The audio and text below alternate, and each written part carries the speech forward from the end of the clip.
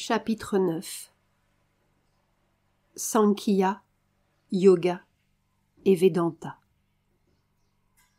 Tout l'objet de ces 6 premiers chapitres de la Gita est de synthétiser en un vaste cadre de vérité védantique les 2 méthodes, ordinairement supposées différentes et même contraires, des Sankhyas et des Yogis. Le Sankhya est pris comme point de départ et comme base. Mais dès le début, et avec une insistance peu à peu grandissante, il est imprégné des idées et des méthodes du yoga, et remodelé dans son esprit. La différence pratique, telle qu'elle semble s'être présentée aux esprits religieux de l'époque, résidait d'abord en ce que le Sankhya procédait par la connaissance et au moyen du yoga de l'intelligence, tandis que le yoga procédait par les œuvres et la transformation de la conscience active. En second lieu, corollaire de cette première distinction, le Sankhya conduisait à une entière passivité et au renoncement aux œuvres, sannyasa, tandis que le yoga tenait pour parfaitement suffisant le renoncement intérieur au désir, la purification du principe subjectif qui entraîne à l'action et l'orientation des œuvres vers Dieu, vers l'existence divine et vers la libération. Tous les 2 avaient cependant le même but, dépasser la naissance et cette existence terrestre et unir l'âme humaine au suprême. C'est du moins la différence telle que nous la présente la Gita. La difficulté qu'Arjuna éprouve à comprendre toute synthèse possible de ces oppositions, est une indication de la ligne rigide qui fut tracée entre les 2 systèmes dans les idées courantes de l'époque. L'instructeur commence par réconcilier les œuvres et le yoga de l'intelligence. Celui-ci, dit-il, est de loin supérieur aux simples œuvres. C'est par le yoga de la bouddhi, par la connaissance exauçant l'homme hors du mental humain ordinaire et de ses désirs, jusqu'en la pureté et l'égalité de la condition brahmanique pure de tout désir, que l'on peut rendre les œuvres acceptables. Et pourtant, les œuvres sont un moyen de salut, mais les seules œuvres ainsi purifiées par la connaissance. Empli des notions de la culture qui prévalait alors, égaré par le relief que l'instructeur donne aux idées propres au Sankhya védantique, conquête des sens, retrait du mental dans le moi, ascension en la condition brahmique, extinction de notre personnalité inférieure en le nirvana de l'impersonnalité, car les idées particulières au yoga sont jusqu'à présent traitées sur un mode mineur et pour une grande part inexprimées. Arjuna, confondu, demande : si tu tiens l'intelligence pour plus grande que les œuvres, pourquoi m'assignes-tu alors une œuvre terrible ? Tu sembles déconcerter mon esprit par un discours confus et embrouillé. Dis-moi pour lors de façon décisive cette chose unique pour laquelle je puisse atteindre au bien de mon âme. En réponse, Krishna affirme que le Sankhya se règle sur la connaissance et le renoncement, le yoga sur les œuvres. Mais le renoncement réel est impossible sans yoga, sans œuvre accomplie en sacrifice, avec égalité et sans désir du fruit, avec la perception que c'est la nature qui agit et non pas l'âme. Mais aussitôt après, il déclare que le sacrifice de la connaissance est le plus haut, que toutes les œuvres trouvent leur achèvement dans la connaissance, que par le feu de la connaissance, toutes les œuvres sont réduites en cendres. Dès lors, on renonce aux œuvres par le yoga, et leur esclavage est vaincu pour l'homme qui est en possession de son moi. Arjuna est de nouveau dérouté. Voici les œuvres sans désir, le principe du yoga, et le renoncement aux œuvres, le principe du Sankhya, mis côte à côte, comme s'ils faisaient partie d'une seule méthode. Et pourtant, il n'y a pas entre eux de réconciliation manifeste. Car le genre de réconciliation que l'instructeur a déjà donné, dans l'inaction extérieure, voir l'action qui persiste encore, et dans l'action apparente, voir une inaction réelle, puisque l'âme a renoncé à son illusion d'être l'ouvrière, et qu'elle a remis les œuvres entre les mains du maître du sacrifice. Et pour le mental pratique d'Arjuna, trop mince, trop subtil, et quasiment énoncé en termes d'énigme. Il n'en a pas saisi le sens, ou du moins n'en a pas pénétré l'esprit et la réalité. En conséquence, il demande à nouveau. Tu m'exposes le renoncement aux œuvres, ô Krishna, et d'un autre côté, m'expose le yoga. Laquelle de ces deux voies est la meilleure? Dis-le-moi clairement, et pour de bon. La réponse est d'importance, car elle pose très clairement toute la distinction, et indique, bien que sans la développer entièrement, la ligne de réconciliation. Le renoncement et le yoga des œuvres aboutissent tous les deux au salut de l'âme.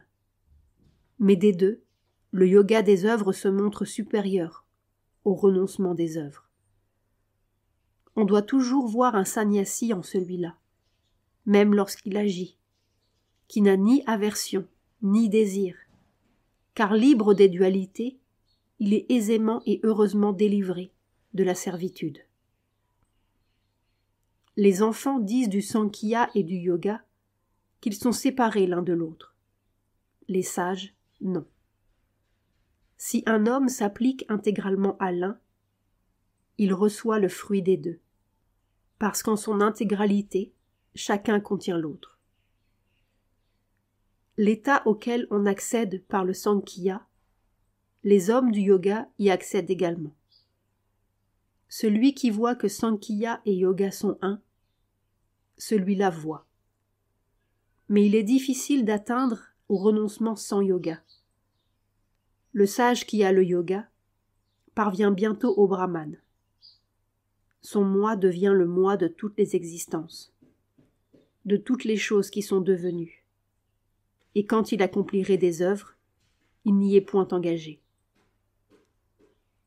Il sait que les actions ne sont point siennes, mais celles de la nature, et de par cette connaissance même, il est libre.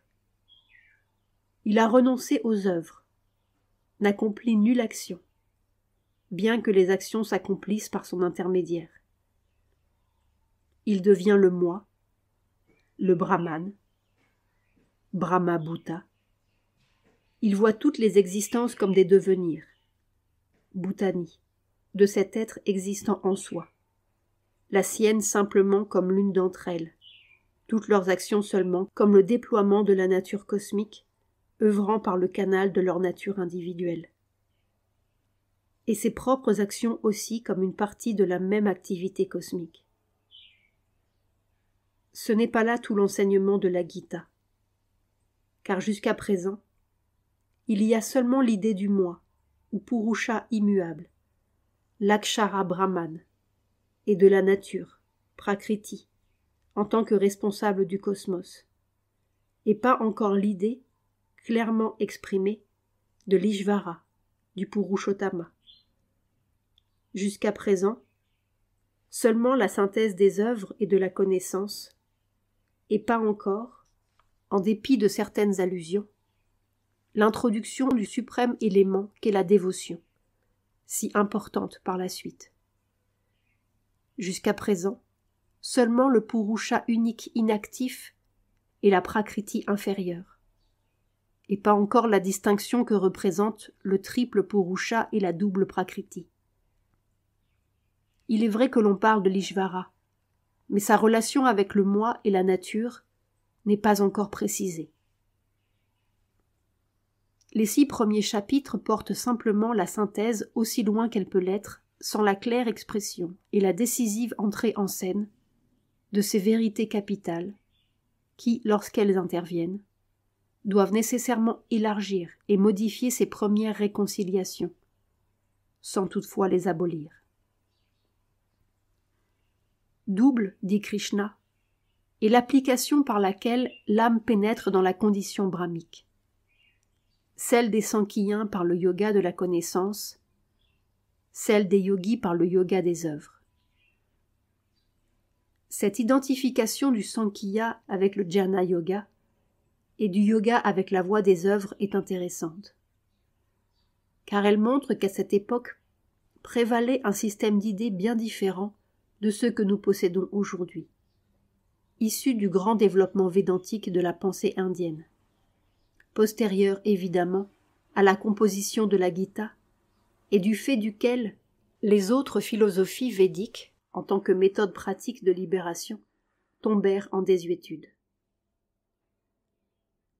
Pour justifier le langage de la Gita, nous devons supposer qu'à cette époque, c'était la méthode du Sankhya, qu'adoptaient très communément ceux qui suivaient la voie de la connaissance. Note.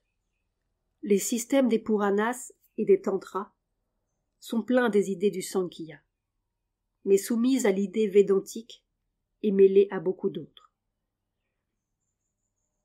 Plus tard, avec l'essor du bouddhisme, la méthode de connaissance du Sankhya a dû se trouver rejetée dans l'ombre par la méthode bouddhique. Le bouddhisme, de même que le Sankhya non théiste et antimoniste, insista sur l'impermanence des résultats de l'énergie cosmique, qu'il présenta non comme prakriti, mais comme karma. Les bouddhistes n'admettant ni le brahman védantique, ni l'âme inactive des Sankhyiens. Et il fit de la reconnaissance de cette impermanence par le mental discriminant son moyen de libération.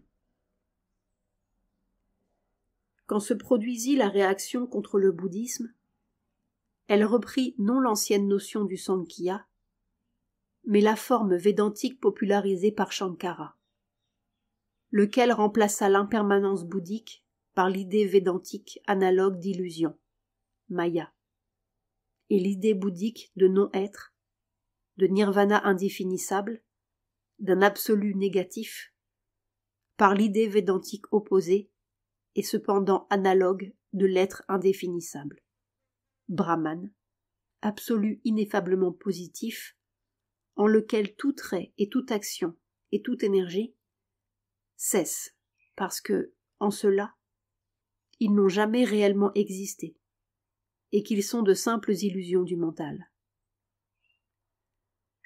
C'est à la méthode de Shankara, basée sur ces concepts de sa philosophie, c'est au renoncement à la vie en tant qu'illusion que nous pensons d'ordinaire, lorsque nous parlons maintenant du yoga de la connaissance. Mais à l'époque de la Gita, Maya, de toute évidence, n'était pas encore complètement le maître mot de la pensée védique, ni n'avait, du moins avec une clarté décisive, la nuance que Shankara fit ressortir avec une force et une précision si lumineuses. Car dans la Gita, il est peu parlé de Maya, et beaucoup de Prakriti, et encore le premier mot est-il utilisé comme à peine plus qu'un équivalent du second, mais seulement en son mode inférieur. C'est la Prakriti inférieure définie par les trois gunas. Traiguniya Mayi, Maya. La Prakriti, non la Maya qui induit en erreur, est dans l'enseignement de la Gita la véritable cause de l'existence cosmique.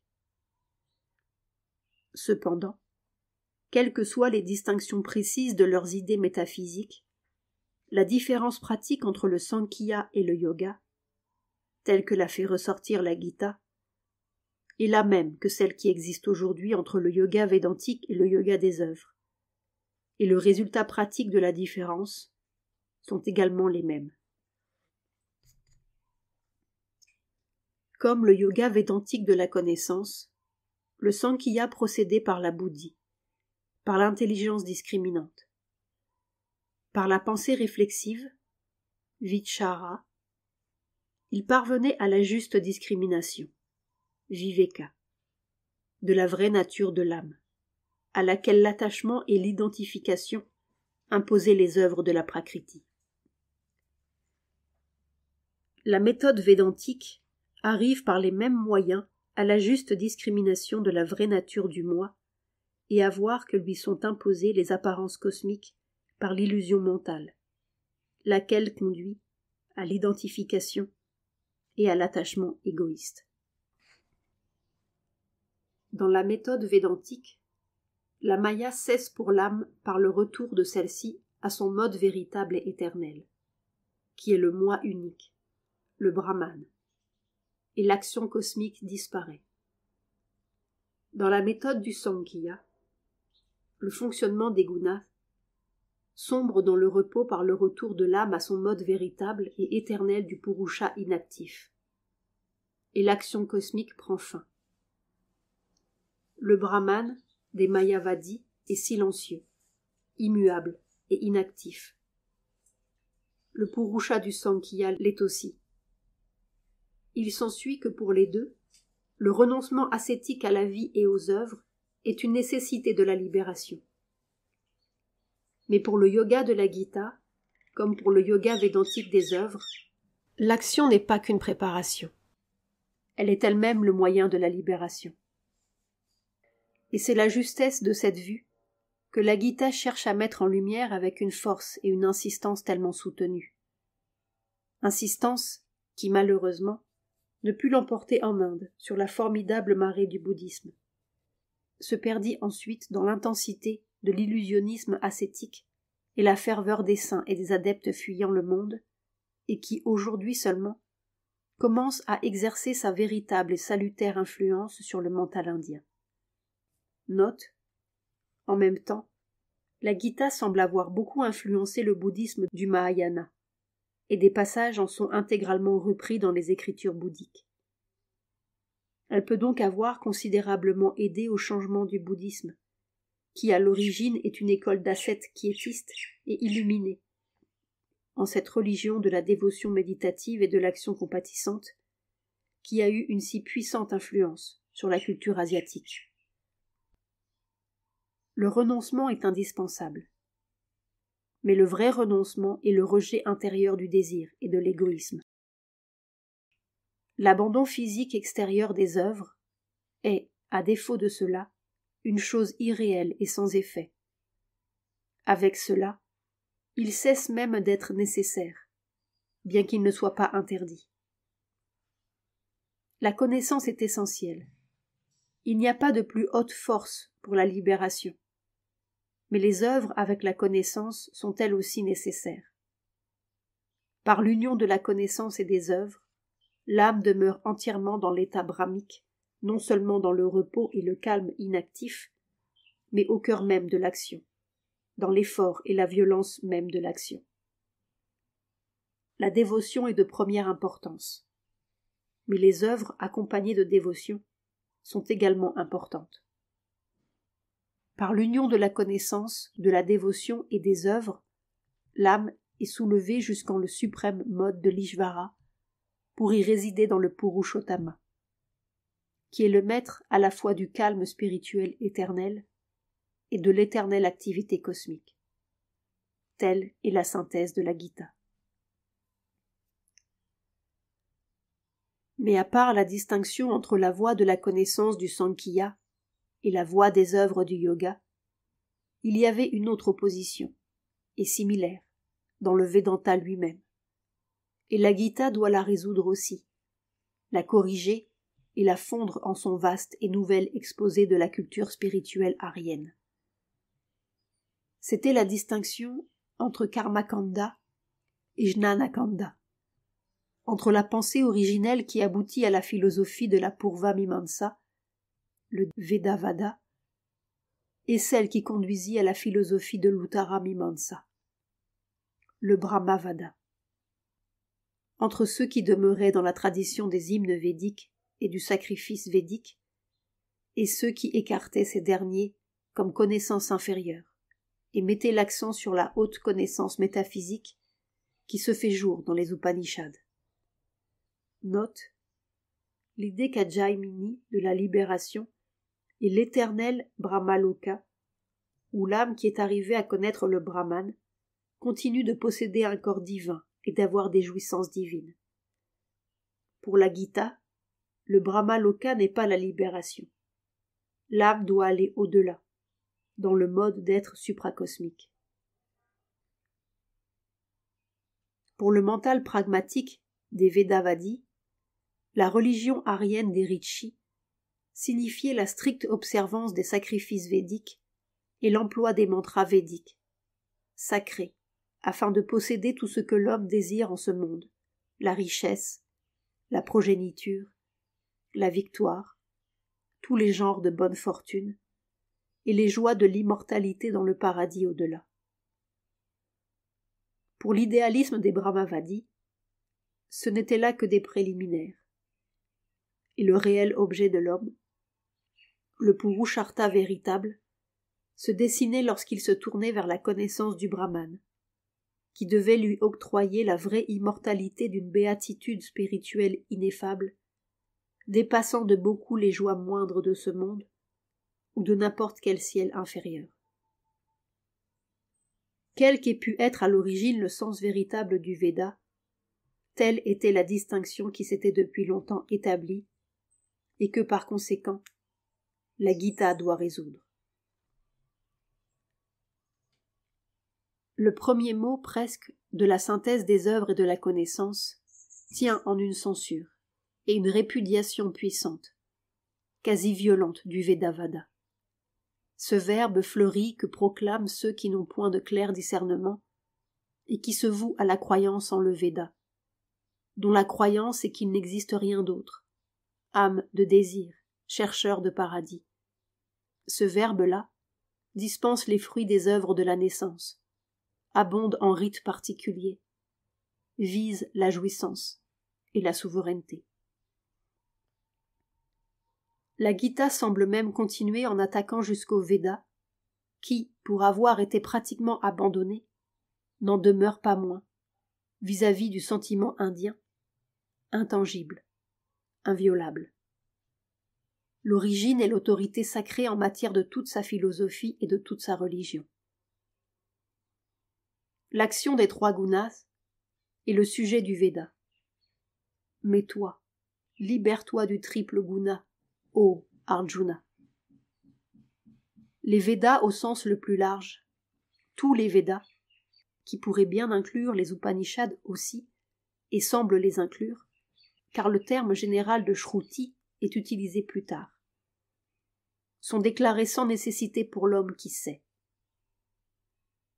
Autant d'usages il y a dans un puits, lorsque les eaux de tous côtés sont en crue, autant d'usages il y a dans tous les Védas, pour le Brahman qui a la connaissance.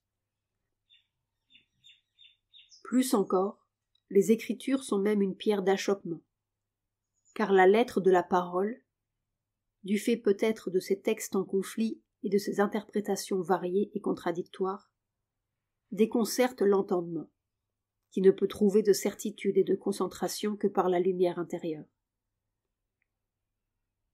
Lorsque ton intelligence aura franchi la spire de l'illusion, alors tu deviendras indifférent à l'écriture que tu as entendue, ou à celle qu'il te faut entendre encore. Gantasi nirvedam, shrotavyasya, shrutasya cha. Lorsque ton intelligence que déconcerte la shruti vripratipana, se tiendra immobile et stable en samadhi, alors tu atteindras au yoga. Tout cela est si offensant pour le sentiment religieux conventionnel que, bien entendu, la commode et indispensable faculté qu'a l'homme de déformer les textes essaye de donner un sens différent à certains de ces versets. Mais la signification est claire et se tient du début à la fin. Elle est confirmée et soulignée par un passage ultérieur dans lequel il est dit que la connaissance du connaissant dépasse la portée du Veda et de l'Upanishad. Shabda Brahmati Vartate. Voyons cependant ce que tout cela signifie, car nous pouvons être sûrs qu'un système synthétique et universel comme celui de la Gita ne traitera pas d'aussi importante partie de la culture aryenne dans un esprit simplement de négation et de répudiation. La Gita doit faire la synthèse de la doctrine, selon le yoga, de la libération par les œuvres et de la doctrine, selon le Sankhya, de la libération par la connaissance. Elle doit réaliser la fusion du karma et du jnana. Elle doit en même temps faire la synthèse de l'idée de Purusha et de Prakriti, qui est commune au Sankhya et au yoga, avec le Brahmavada du Vedanta courant où le Purusha, le Deva, l'Ishvara, l'âme suprême, Dieu, le Seigneur, des Upanishads sont tous fondus dans le concept unique et qui absorbe tout, du Brahman immuable. Et elle doit ramener à la lumière l'idée propre au yoga du Seigneur ou Ishvara, idée qu'obscurcissait ce concept qu'elle ne doit toutefois nier en rien. Elle a aussi sa lumineuse pensée à ajouter, la couronne de son système synthétique, la doctrine du Purushottama et du triple Purusha, pour laquelle, bien que l'idée y soit présente, aucune autorité précise et indiscutable ne se peut aisément trouver dans les Upanishads.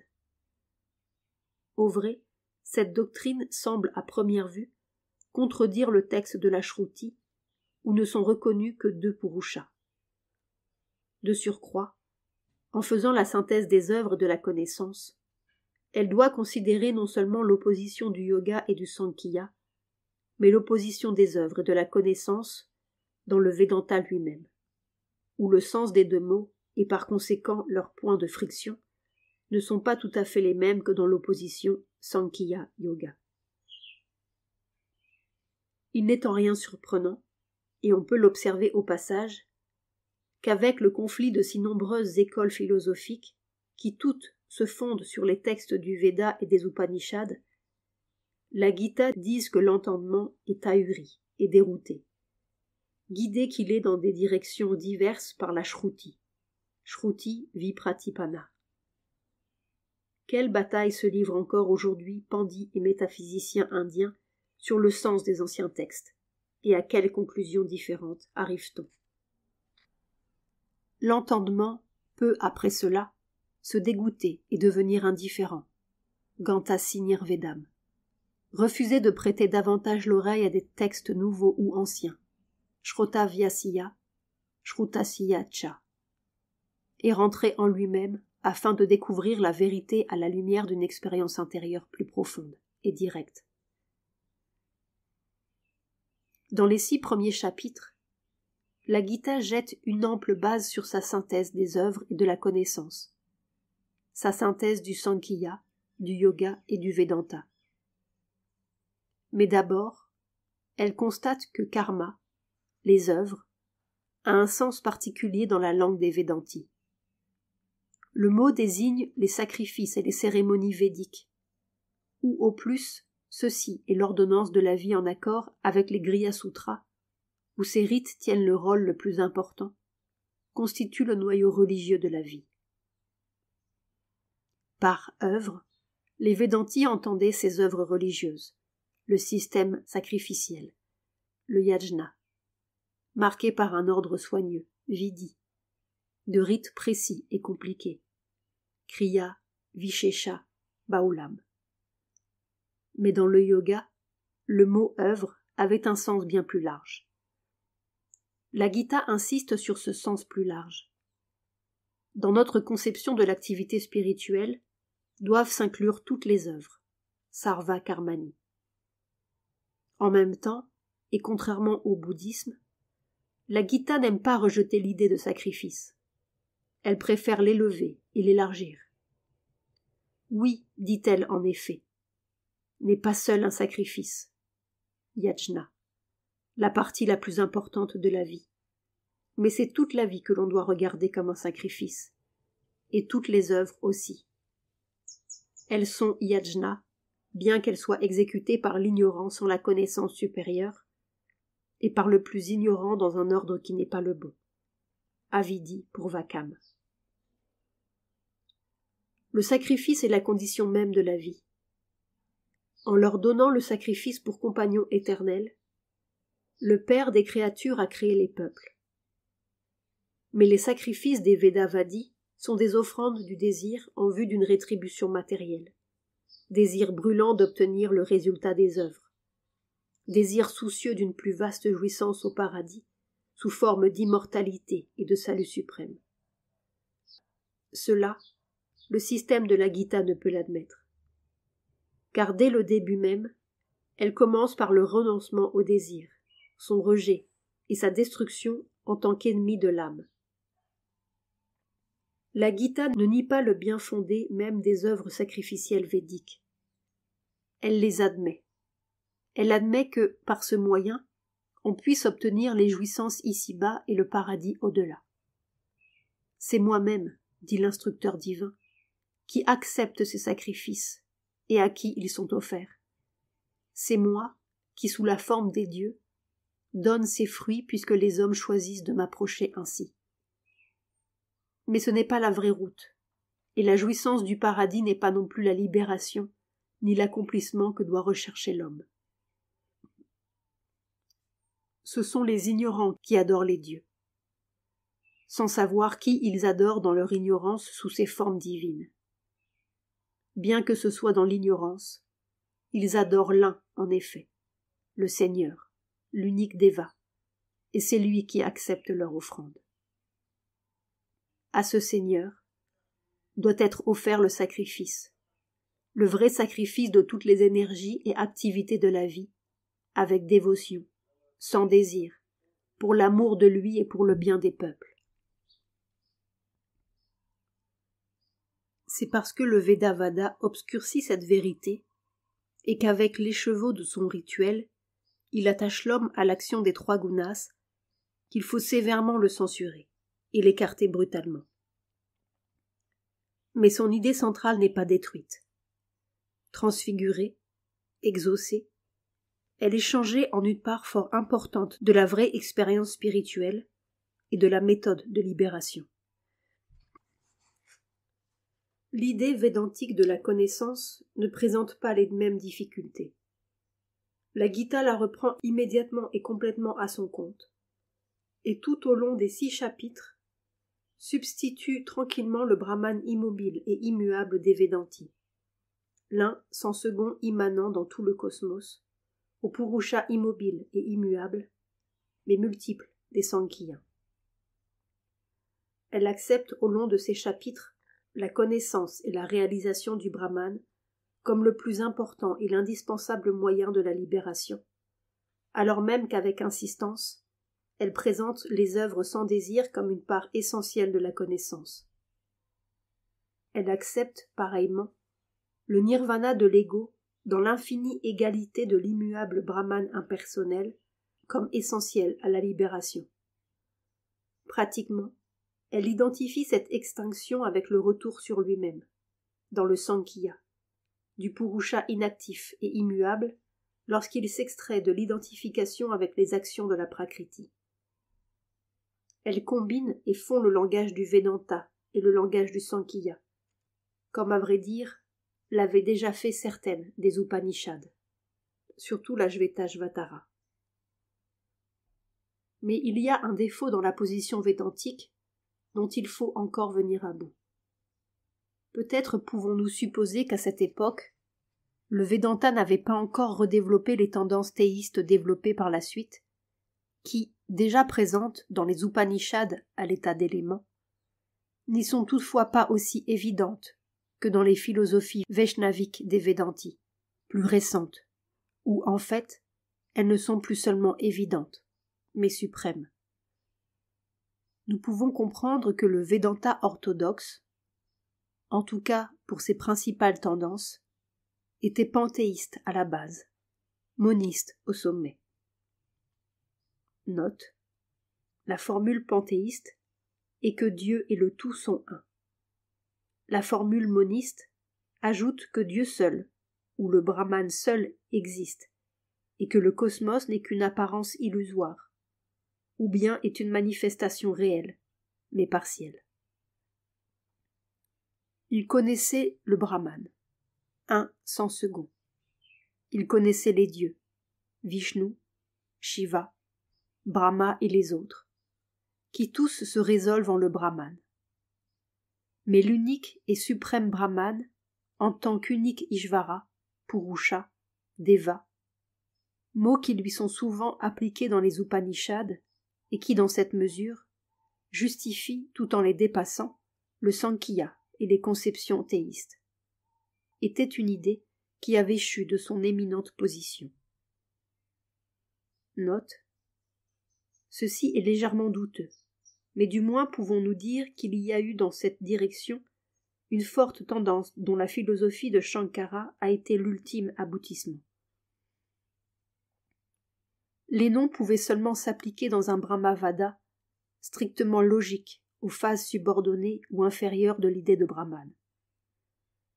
La Gita propose non seulement de restaurer l'égalité originelle de ces noms, et dès lors des conceptions qu'ils désignent, mais de faire un pas de plus.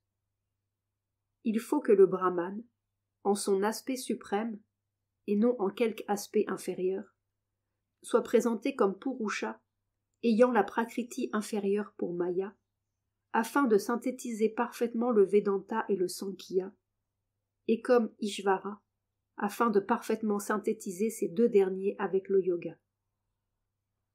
Mais la Gita va représenter l'Ishvara, le Purushottama, plus haut même que le Brahman immobile et immuable, et la perte de l'ego dans l'impersonnel n'intervient au début qu'à titre de grande étape initiale et nécessaire en vue de l'union avec le Purushottama. Car le Purushottama est le Brahman suprême. La Gita dépasse donc courageusement le Veda et les Upanishads tels que les enseignaient leurs interprètes les plus autorisés, et affirme un enseignement qui lui est propre, et qu'elle a fait dériver d'eux, mais qui peut ne pas s'ajuster au cadre de la signification que d'habitude y voient les Védantis. Note. En réalité, l'idée du Purushottama est déjà annoncée dans les Upanishads, mais d'une façon plus diffuse que dans la Gita. Ainsi que dans la Gita, le Brahman suprême ou Purusha suprême est constamment décrit comme contenant en lui-même l'opposition du Brahman avec qualité et du Brahman sans qualité, Nirgunoguni. Il n'est pas l'une de ces deux choses, à l'exclusion de l'autre, qui, pour notre intellect, semble en être le contraire. En fait, sans ces rapports libres et synthétiques avec la lettre de l'écriture, un travail de vaste synthèse eût été impossible dans l'état de conflit qui régnait alors entre de nombreuses écoles, et impossible si l'on avait suivi les méthodes courantes d'exégèse védique. Dans les chapitres suivants, la Gita célèbre les Védas et les Upanishads. Ils sont les écritures divines, ils sont le Verbe. Le Seigneur lui-même est le connaissant du Veda et l'auteur du Vedanta. Vedavid Vedantakri. Le Seigneur est l'unique objet de connaissance dans tous les Védas. Sarvair, Vedair, Aham, Eva, Vedaya. Langage qui implique que le mot Veda signifie le livre de la connaissance et que ces écritures méritent le nom qu'on leur donne. Depuis sa haute suprématie, qui est au-dessus de l'immuable et du mutable, le Purushottama s'est déployé dans le monde et dans le Veda. Et pourtant, la lettre de l'écriture enchaîne et trouble, comme le dit l'apôtre chrétien lorsqu'il mit ses disciples en garde, énonçant que la lettre tue et que c'est l'esprit qui sauve. Et il existe un point par-delà lequel l'écriture elle-même perd son utilité. La source réelle de la connaissance est le Seigneur dans le cœur. Je suis établi dans le cœur de tous les hommes, et la connaissance vient de moi, dit la Gita. L'écriture n'est qu'une forme verbale de ce Veda intérieur, de cette réalité lumineuse en soi. Elle échappe d'Abrahman. Le mantra, dit le Veda, s'est élevé du cœur, du siège secret de la vérité. Sadhana, Ritasya, Guayam. Cette origine la sanctionne. Mais la vérité infinie est quand même plus grande que le mot. Et contrairement à ce que les Vedavadis ont dit du Veda, Nanyad Astati Vidana, vous ne devez dire d'aucune écriture qu'elle seule suffit à tout et que nulle autre vérité ne se peut admettre. C'est une parole qui sauve et qui libère, et il faut l'appliquer à toutes les écritures du monde. Prenez toutes les écritures qui existent ou ont existé, la Bible et le Coran, et les livres des Chinois, le Veda et les Upanishads, et les Puranas, et le Tantra, et le Shastra, et la Gita elle-même, et les maximes des penseurs et des sages, des prophètes et des avatars. Vous ne devez quand même pas dire qu'il n'est rien d'autre, ni que la vérité que votre intellect ne peut y trouver n'est pas vraie, parce que vous ne pouvez les trouver. C'est là la pensée bornée du sectaire, ou la pensée hétéroclite du zélateur éclectique, non la recherche sans entrave de la vérité que font le mental libre et illuminé, et l'âme qui a l'expérience de Dieu. Que cela ait ou non été entendu avant, ce que le cœur de l'homme voit en ses profondeurs illuminées, ce qui est entendu intérieurement et qui vient du maître de toute connaissance, le connaissant du Veda éternel, cela est toujours la vérité.